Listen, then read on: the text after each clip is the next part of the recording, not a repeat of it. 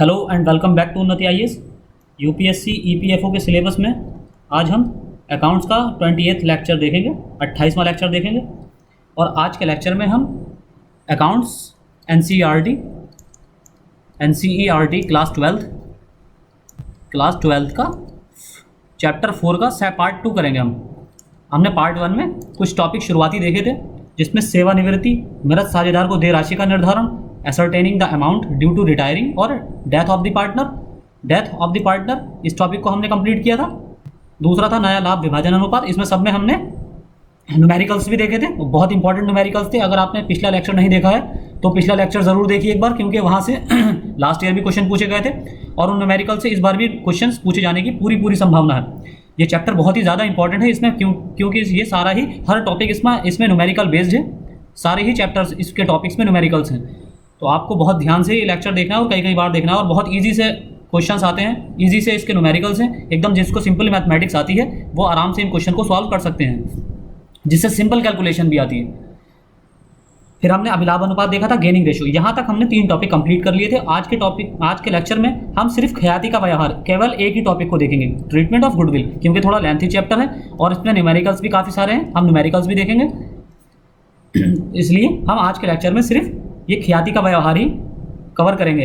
और फिर उसके बाद के लेक्चर्स में हम परिसंपत्तियों तथा दायित्वों के पुनर्मूल्यांकन के लिए समायोजन, adjustment for revaluation of assets and liabilities, संचित लाभों तथा हानियों का समायोजन, adjustment of accumulated profit and losses, सेवानिवृत्त साझेदार को देय राशि का निपटारा, disposal of amount due to retiring partner, साझेदार की पूंजी का समायोजन, एडजस्टमेंट ऑफ पार्टनर्स कैपिटल्स और साझेदार की मृत्यु, डेथ ऑफ द पार्टनर। ये सारे टॉपिक हम बाद के लेक्चर में देखेंगे। एक लेक्चर हमारा इसके बाद एक और आएगा। आज हम आपको कोशिश करेंगे 2 लेक्चर प्रोवाइड करने की। तो अभी का ये जो लेक्चर है हमारा ख्याति का व्यवहार, केवल इसी पर बेस्ड है। तो शुरू करते हैं आज के अपने टॉपिक से। ख्याति का व्यवहार, ट्रीटमेंट ऑफ गुडविल। सेवानिवृत्त या मृत साझेदार ख्याति के भाग को, जो कि विद्यमान साझेदारों के सामूहिक प्रयत्नों का फल होता है, पाने का अधिकारी है। यानी कि उस जो सेवानिवृत्त होता है, जो रिटायर होता है जो पार्टनर, उसको जितनी भी उसकी कंपनी की ख्याति होती है, गुडविल होती है, उसका अमाउंट में जो रेशो इस रिटायर्ड पार्टनर का जो बनता है उसको दिया जाता है।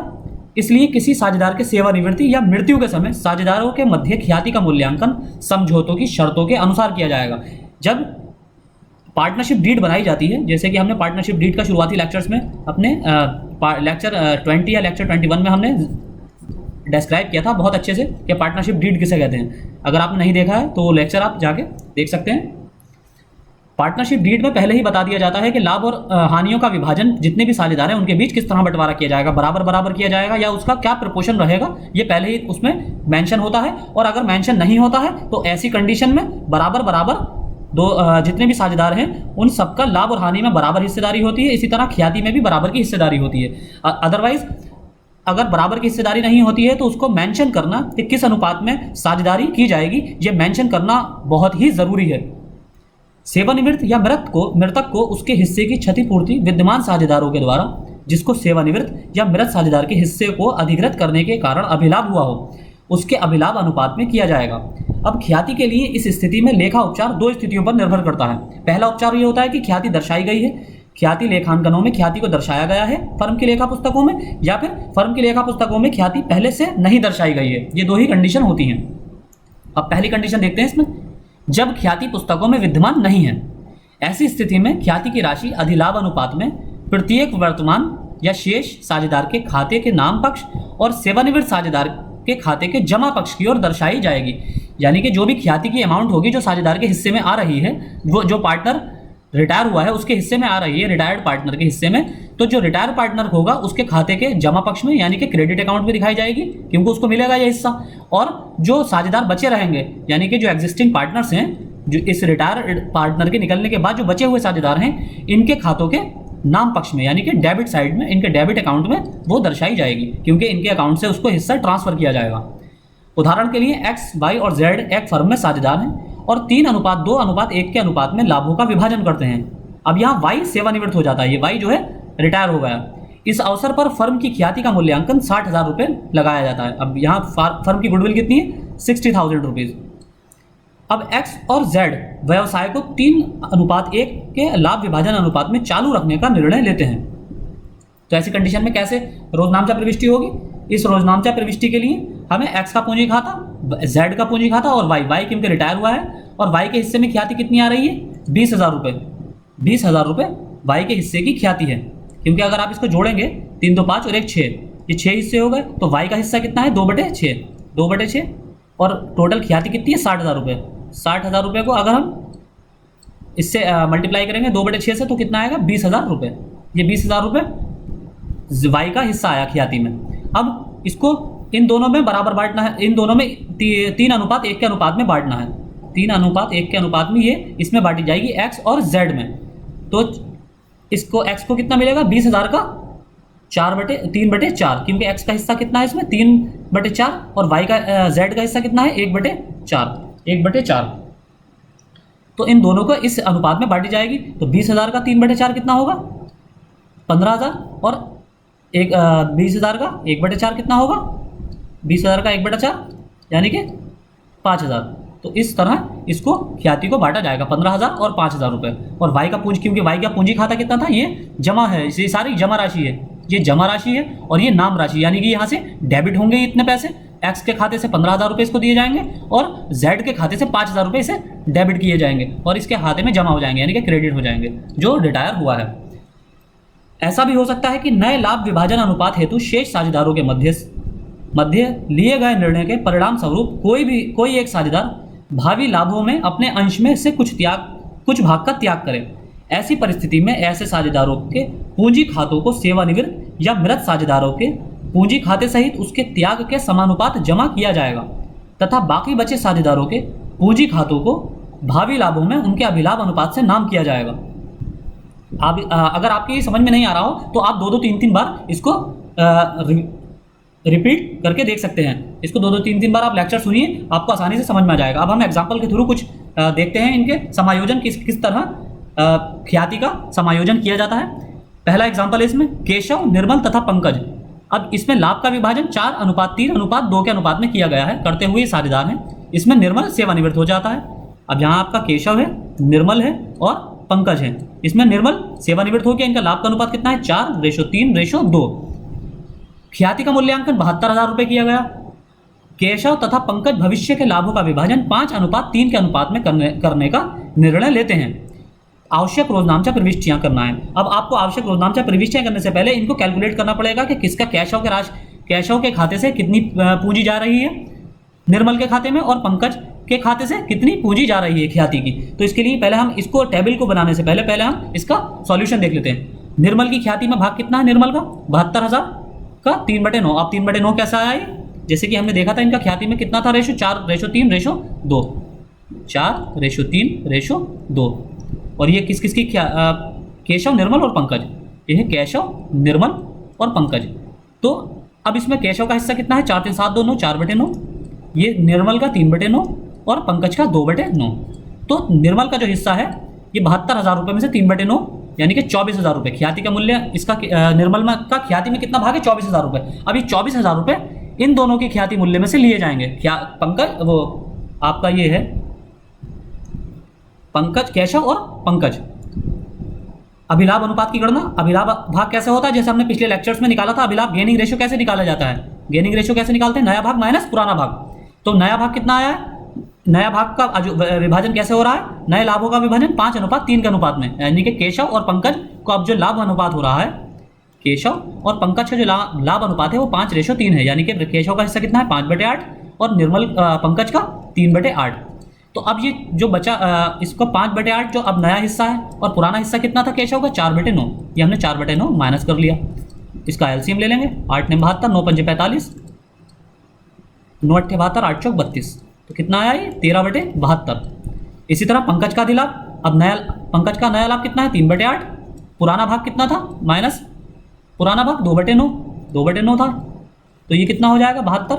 8×72, 9×3 = 24, 9×3 = 27, 9×8 = 8×2 = 16। तो ये आ जाएगा आपका 11/72। ये 11/72 आ गया। इसलिए अभिलाभ अनुपात जो आएगा केशव तथा पंकज का कितना आएगा? 13:11। जैसे कि हमने बिल्कुल सिंपल मैथमेटिक्स, जैसे हमने पिछले लेक्चर्स में, पिछले न्यूमेरिकल्स में आपको बताई थी, और एकदम डायरेक्टली ऐसा ही क्वेश्चन आपको एग्जाम्स में देखने को मिलेगा। अगला एक एग्जाम्पल और देखते हैं। जया, कीर्ति, एकता तथा श्वेता, यहाँ 4 लोग पार्टनर हैं। किसी फर्म में लाभ तथा हानि का विभाजन 2:1:2:1 में करते हुए साझेदार हैं। जया, कीर्ति, एकता और श्वेता 2:1:2:1 इस ऐसे साझेदार हैं। जया की सेवानिवृत्ति पर फर्म की ख्याति का मूल्यांकन 36,000 रुपये। अब यहाँ से जया सेवानिवृत्त हो जाती है। अब फर्म का मूल्य ख्याति मूल्य कितना है? 36,000 रुपये। गुडविल अमाउंट जो है 36,000 रुपये। इसमें कीर्ति, एकता तथा श्वेता ने भविष्य के लाभों को समान रूप से विभाजन करने का निर्णय लिया। अब जो 3 साझेदार रह गए हैं, अब ये लाभों को समान रूप से बांटने का निर्णय ले। अब ये जो बचे हुए 3 साझेदार हैं, ये अपने भविष्य के जो लाभ होंगे, अब ये एग्जिस्टिंग जो पार्टनर रह गए हैं 3, ये समान रूप से बांटने का निर्णय लेते हैं। समान रूप से बांटेंगे तो तीनों साझेदारों में कितना बटेगा? एक हिस्सा एक को, एक हिस्सा एक को और एक हिस्सा एक को, यानी कि 3 बराबर हिस्सों में बांटा जाएगा फर्म के लाभ और हानि को, और तो तीनों को एक हिस्सा मिल दिया जाएगा, जब भी तो बराबर होंगे। अब इसमें आपको गणना करनी है कि जो ख्याति के जया की ख्याति, जो जया सेवानिवृत्त हो रही है, जया की ख्याति का भाग कितना है 36,000 रुपये में, आप इसमें से निकाल सकते हैं। 2 और 1 3, 3 2 5 और 1 6। अब जया का हिस्सा कितना है? 2/6। 36,000 का 2/6 कितना होगा? 6 × 36 और 6 दूनी 12, 12,000 रुपये जया की ख्याति का मूल्य आ गया। अब ये 12,000 रुपये ये इन तीनों से किस तरह लेगी? अब ये तीनों जया को 12,000 रुपये बराबर किस तरह बांटेंगे, प्रोवाइड करेंगे।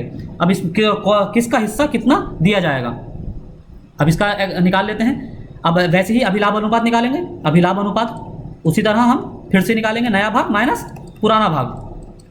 पुराना भाग, नया भाग कितना है इसका?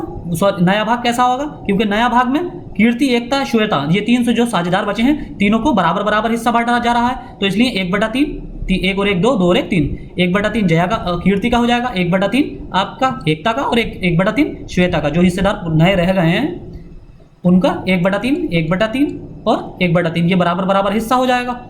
और पुराना हिस्सा को कितना है? जैसे कि आप मान लीजिए पहले आपको कीर्ति का निकालना है। कीर्ति का नया हिस्सा कितना आ गया है? 1/3 माइनस पुराना भाग कितना था कीर्ति का? 1/6, 1/6 माइनस 1/6। तो इसको एलसीएम निकाल के आप सॉल्व कर लेंगे। 3 दूनी 2 माइनस के 6 कम 6 1, 1/6। नया भाग अभिलाभ भाग कितना आया? 1/6। इसी तरह आगे इसका एकता का अभिलाभ कितना निकालेंगे? एकता का नया हिस्सा कितना है? 1/3 माइनस पुराना कितना था एकता का? एकता का पुराना भाग कितना था देख लीजिए। इसमें एकता का पुराना भाग था 2/6, 2/6। तो 2/6 को माइनस कर लेंगे, तो इसका भी 2/6 कितना? 3 दूनी 6, 2 एकम 2 माइनस 2 बराबर 0/6। अब यहाँ 0/6 का क्या मतलब है? ना तो इसको अभिलाभ हो रहा है और ना ही इसको किसी तरह का त्याग हो रहा है। तो ये ना तो कोई त्याग करेगी, ना तो इसमें से जो कीर्ति रिटायर हुई है, जया जो रिटायर हुई है, ना तो ये जया को कोई भाग इसको देगी अपने हिस्से में से, और ना ही इसका जो इसके रिटायरमेंट के बाद जो प्रॉफिट जो होगा एक्स्ट्रा, वो ना ही इसको वापस मिलेगा एकता को, ना ही इसके पास से किसी तरह का अमाउंट जया को दिया जाएगा। अब बचा श्वेता। श्वेता का अभिलाभ कितना है? नया अभिलाभ 1/3, 1/3 माइनस पुराना कितना था उसका? 1/6। इसका भी वैसे ही आ जाएगा 6, 3 दूनी 6, 2 एकम 2 माइनस 1, 1/6। इसको 1/6 भाग का अभिलाभ हो रहा है। तो अब इसमें कीर्ति श्वेता के मध्य अभिलाभ अनुपात कितना हो गया? 1/6 और 1/6, यानी कि 1/1, या बराबर, ये दोनों बराबर हिस्से का त्याग करेंगी। जो इसको 12,000 रुपये पहुंचाने हैं, इसको जो 12,000 रुपये देने हैं, वो बराबर हिस्सों में बांटा जाएगा। कीर्ति की पूंजी खाते से 6,000 रुपये जाएंगे और श्वेता के पूंजी खाते से 6,000 रुपये जाएंगे, क्योंकि 12,000 रुपये को ही बराबर बांटों में, भागों में बांटा जाएगा, 1/6 और 1/6।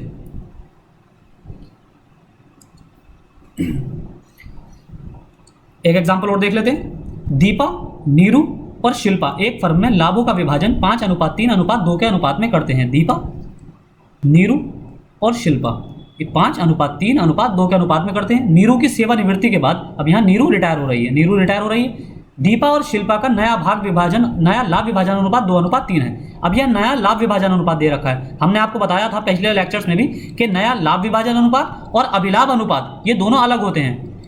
नया लाभ विभाजन अनुपात वो होता है जो कि किसी साझेदार के सेवानिवृत्त या मृत्यु हो जाने पर बचे हुए साझेदारों के बीच जो प्रॉफिट शेयरिंग रेशो होता है वो नया लाभ विभाजन अनुपात कहलाता है, और अभिलाभ अनुपात वो होता है जो नया प्रॉफिट शेयरिंग रेशो और पुरानी प्रॉफिट शेयरिंग रेशो के बीच का जो डिफरेंस होता है उसे अभिलाभ अनुपात कहते हैं, यानी कि गेनिंग रेशो।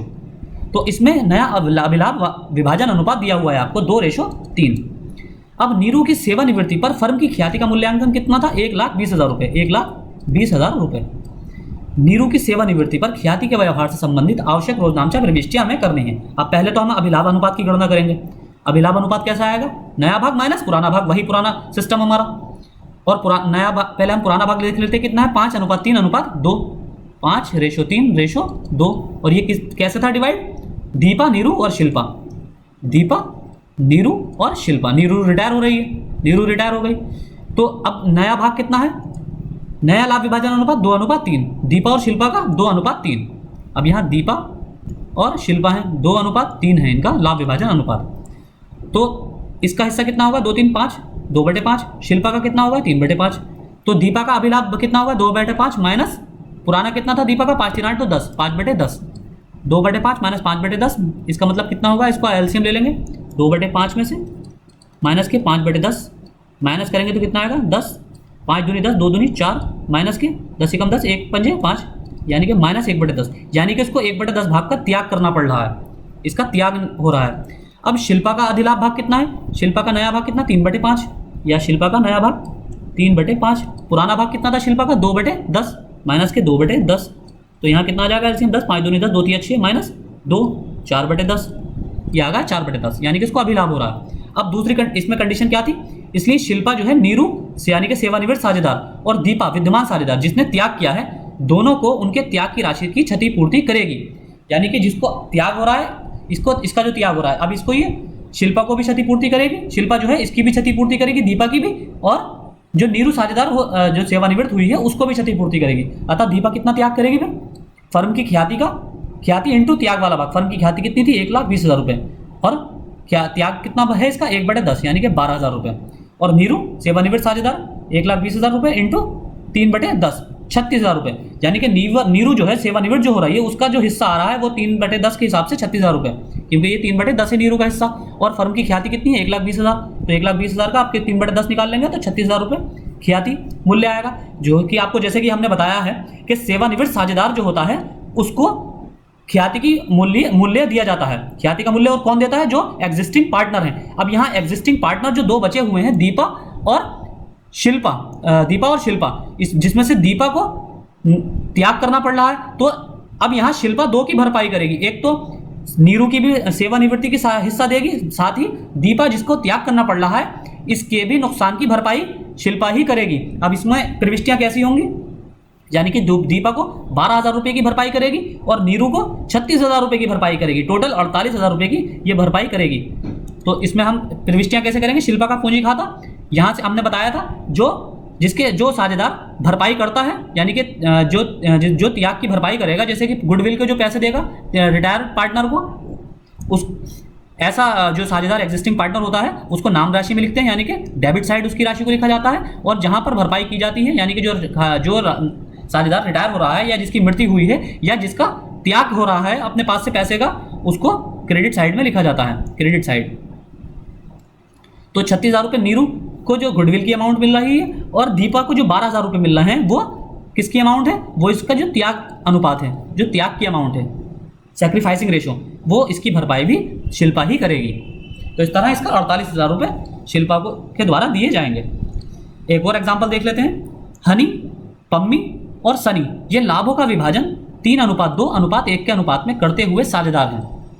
कौन कौन? हनी, पम्मी और सनी। इसमें 3:2:1 के अनुपात में साझेदार हैं। ख्याति को पुस्तकों में 60,000 रुपये के मूल्य में दर्शाया गया है। अब गुडविल अमाउंट कितनी है? गुडविल अमाउंट 60,000 रुपये में पुस्तकों में दर्शाया गया है। यहाँ देखिए, पम्मी सेवानिवृत्त होती है, पम्मी हो रही है सेवानिवृत्त, पम्मी हो गई रिटायर। अब पम्मी की सेवानिवृत्ति के समय ख्याति का मूल्यांकन 84,000 रुपये किया गया। अब यहाँ अमाउंट चेंज हो गई, ख्याति की 84,000 रुपये हो गई, लेकिन बुक में कितनी लिखी हुई है? 60,000 रुपये। अब हनी और सनी ने भविष्य के लाभों का विभाजन 2:1 के अनुपात में करने का निर्णय लिया। अब ये भविष्य के लाभों का अनुपात कैसे कर रहे हैं? 2:1 के अनुपात में,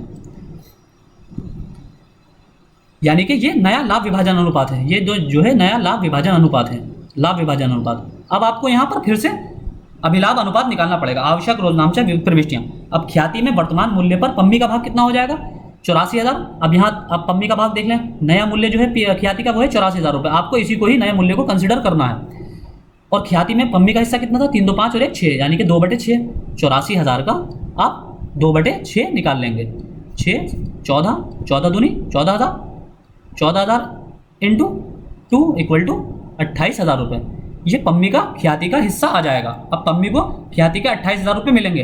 अभी किस तरह डिवाइड होंगे बाकी बचे हुए दोनों हिस्सेदारों में, हनी और सनी में, वो हम आगे कैलकुलेट कर लेते हैं। अभिलाभ का भाग बराबर नया भाग माइनस पुराना भाग। अब यहाँ पुराना भाग कितना था? 3 2 1, 3 2 और 1, ये हनी, पम्मी और सनी। पुराना भाग कितना था? 3 2 5 और 1 6, 3/6। सनी इसका 2/6 और सनी का 1/6। अब यह नया विभाजन अनुपात क्या है? 2:1। हनी और सनी का 2:1 है। अब यहाँ हनी और सनी का जो लाभ विभाजन अनुपात है वो 2:1 है, यानी कि 2/3 और 1/3। अब हनी का नया भाग कितना है? 2/3 माइनस 3/6। 2/3 माइनस 3/6 कितना हो जाएगा आपका? वही आप सॉल्व कर लेंगे। 3 दूनी 6, 2 दूनी 4 माइनस 3, 1/6।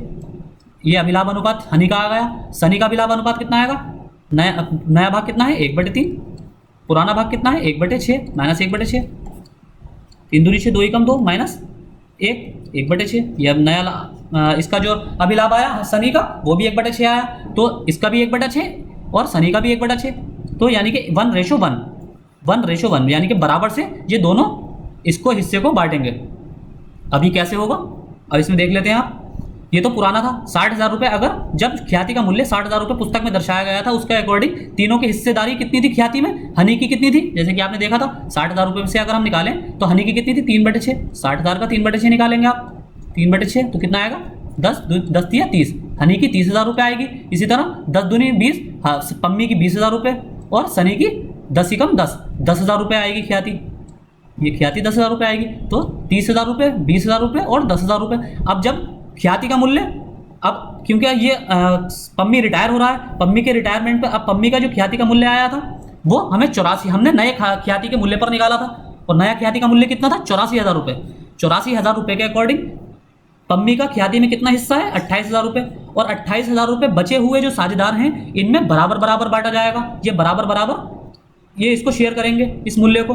तो 14,000 एक शेयर करेगा और 14,000 दूसरा, क्योंकि अभिलाभ अनुपात में ये बराबर के हिस्सेदार हैं। अभिलाभ जो हो रहा है दोनों को बराबर से हो रहा है, 1:1 में 1/6 और 1/6 दोनों को बराबर अभिलाभ हो रहा है। इसलिए जो ख्याति पम्मी को प्रोवाइड की जाएगी वो दोनों बचे हुए साझेदारों द्वारा बराबर बराबर भागों में प्रोवाइड की जाएगी, यानी कि 14,000 दोनों ही पम्मी को अपने पास से देंगे। तो इस तरह इसकी एंट्री होती है, क्योंकि जो बचे हुए साझेदारों द्वारा जो अमाउंट दी जाती है वो नाम राशि, मैं बार बार आपको बता रहा हूँ, वो क्रेडिट साइड, वो डेबिट साइड लिखी जाती है, डेबिट साइड यानी कि नाम पक्ष में।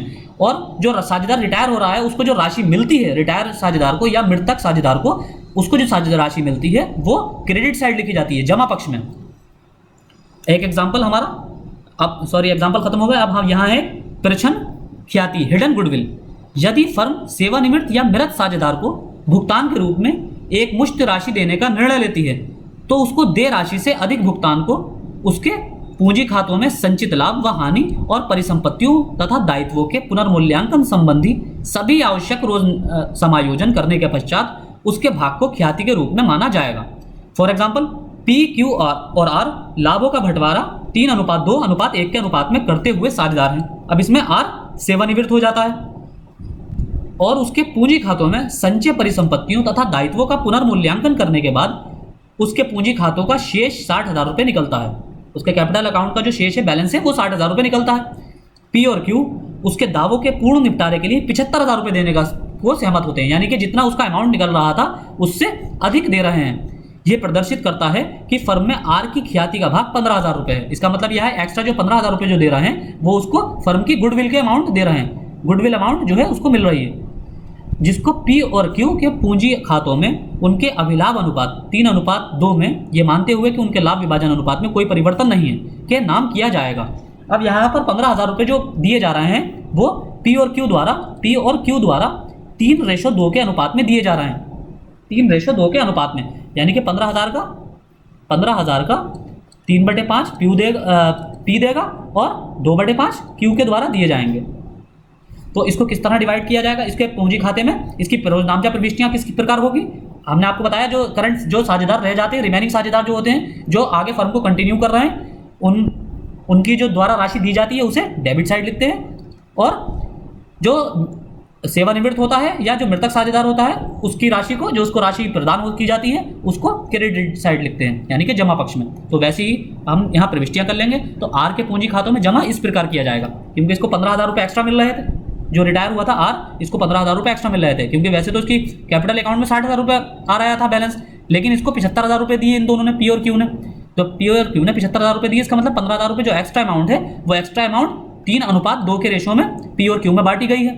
15,000 का 3/5 पी के द्वारा दिया गया है और 2/5 क्यू के द्वारा दिया गया है। तो 2/5 जब 15,000 का 3/5 जब क्यू देगा तो 5×15 3,000, 3,000 इंटू 3 9,000 पी के द्वारा दिए जाएंगे, और 15,000 का आपको 2/5 क्यू के द्वारा दिया जाएगा। तो 5×15 3 दूनी 6,000 रुपये यहाँ क्यू के द्वारा दिए जाएंगे। तो इस तरह इसकी ख्याति का रोजनामचा प्रविष्टि की जाएगी। तो आज के लेक्चर में इतना ही। एक लेक्चर अभी हमारा शाम को आपको प्रोवाइड किया जाएगा, लेक्चर नंबर 29 अकाउंट्स पर ही बेस्ड होगा। उसमें हम कुछ टॉपिक और देखेंगे अगले, जैसे कि हम अगला टॉपिक देखेंगे परिसंपत्तियों तथा दायित्वों के पुनर्मूल्यांकन के लिए समायोजन, adjustment for revaluation of assets and liabilities, और संचित लाभों तथा हानियों का समायोजन, adjustment of accumulated profit and losses, और सेवानिवृत्त साझेदारों को देय राशि का निपटारा, disposal of amount due to retiring partner. तो आज के लेक्चर में इतना ही। Thank you.